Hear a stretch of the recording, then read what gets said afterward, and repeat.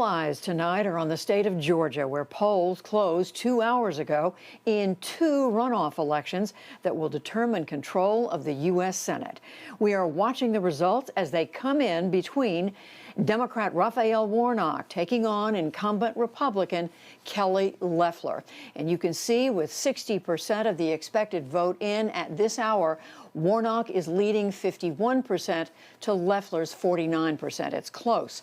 And in the other race, Democrat Jon Ossoff taking on incumbent Republican David Perdue. And here again, with 61% of the expected vote in, Perdue is leading, or rather we should say it's now tied. Ossoff was ahead a moment ago. Now we see it is a virtual tie between David Perdue, the Republican, and Jon Ossoff, the Democrat. But of course, continuing to watch these numbers as they come in. And let's turn again to Stephen Fowler. He's a political reporter for Georgia Public Broadcasting and the host of the Battleground Ballot Box podcast. So, Stephen Fowler, you've been watching this for days. You're watching it tonight. What are these numbers telling you? Well, the numbers are telling me that it is definitely the early vote and the absentee vote that are going to be the difference makers here. We're expecting about 4 million votes, and that's a lower turnout on Election Day. And so what we're seeing right now is that many of the counties have the same margins that they had in the presidential race for either President Trump or President Biden, but the raw votes are lower in some of the rural counties, which means that if you're David Perdue, you're not going to be able to eat into as much of the lead over Jon Ossoff. Or if you're the Democrats, it means that you might get to hold on a little extra more because you've got places like Atlanta that are coming in strong.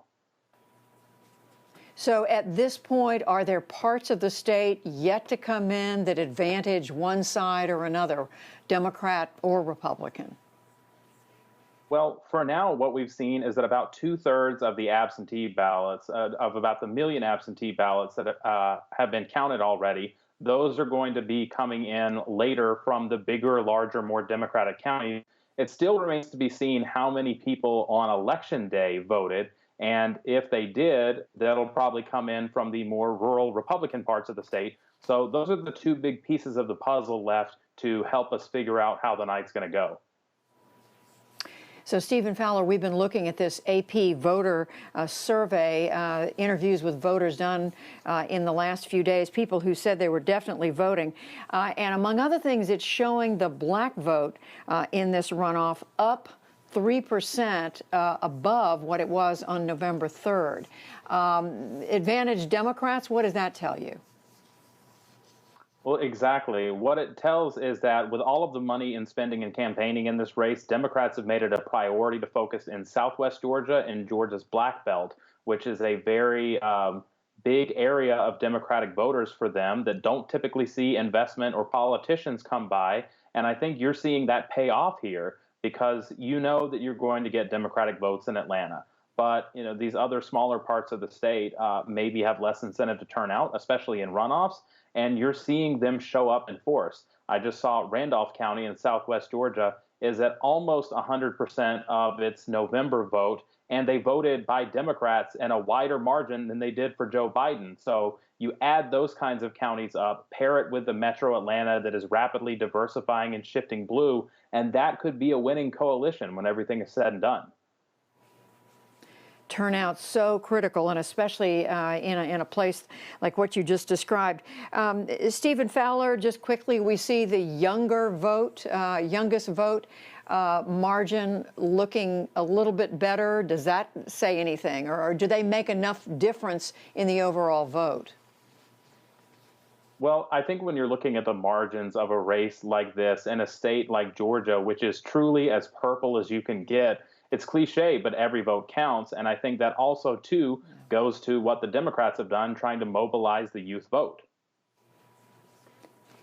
And how long? I mean, you've been telling us for days, Stephen Fowler, that we weren't going to know this result early on. It's so close.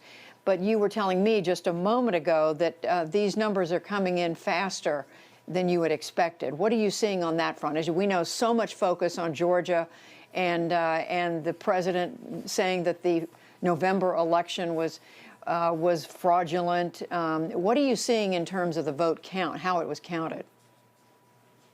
Well, the state changed rules this year and they required counties to begin processing absentee ballots last Monday. That's opening up the envelopes, checking the signatures, making sure that the ballot isn't spoiled or damaged, and doing everything but hitting tabulate and count. And so that's a time consuming process that took place before the first vote was cast today.